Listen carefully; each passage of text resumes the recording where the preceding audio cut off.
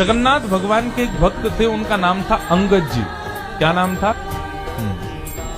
बहुत ध्यान से सुनिए। श्री अंगद जी जो थे ये एक राजा के सेनापति थे, और राजा जो था ना वो इनका भतीजा ही था। एक चरित्र सुनाऊं एक भक्त का, अंगद जी का, बहुत ध्यान से सुनना। अंगद जी अपनी पत्नी से बहुत प्रेम करते थे और उनकी पत्नी सत्संग से बहुत प्रेम करती थी। ठाकुर जी की कथा, कीर्तन, वैष्णव वार्ता, इनमें उसकी बड़ी रुचि। लेकिन अंगद जी को कथा आदि में बिल्कुल रुचि नहीं थी।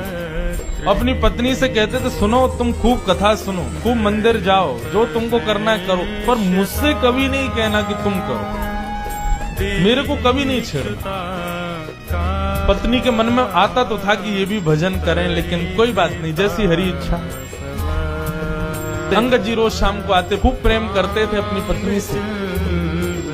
एक दिन एकादशी का दिन था। एकादशी के दिन अंगद जी की पत्नी ने कुछ संतों को अपने घर बुलाया और सत्संग होने लगा घर में। प्रवचन ऐसे ही घर में बैठ के सब करने लगे। शाम को अंगद जी जब लौट करके आए, उन्होंने देखा घर में तो आज अलग ही रौनक है, इतनी सारी भीड़ आ रखी है, सब लोग नाच रहे हैं, गा रहे हैं, कीर्तन कर रहे हैं, कथा सुन रहे हैं। अंगद जी को बड़ा गुस्सा आया। मेरी आज्ञा के बिना मेरे ही घर में प्रवचन हो रहा है, मेरे ही घर में सत्संग चल रहा है, अरे कभी रोका तुमको कहीं जाने से? खूब जाओ बाहर जाके कितना भी कथा सुनो, घर में क्यों करवा रही हो? अंगद जी ने जाकर के व्यासपीठ पर वैसे व्यास जी का अपमान कर दिया। बोले कि आपसे हाथ जोड़ के विनती है, तुरंत चले जाइए, ये मेरा घर है, मेरी अनुमति के बिना आप यहाँ कैसे आए? और सब लोगों से भी कहा, आप सबसे भी हाथ जोड़ के प्रार्थना, यहाँ से चले जाइए, ये कोई आश्रम नहीं है, घर है मेरा, चलिए निकलिए यहाँ से बाहर।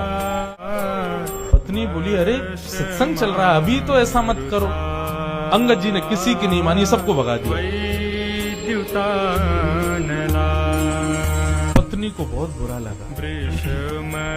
उसने मन में विचार किया, जो हरि का नहीं है उसको मैं अपना पति कैसे मान सकती? अंगद जी की पत्नी ने आज अपने पति का हृदय से त्याग कर दिया और घूंघट कर लिया और कहा कि अब आज के बाद मृत्यु पर्यंत मैं आपको अपना मुख नहीं दिखाऊंगी, ना आपका मुख देखूंगी।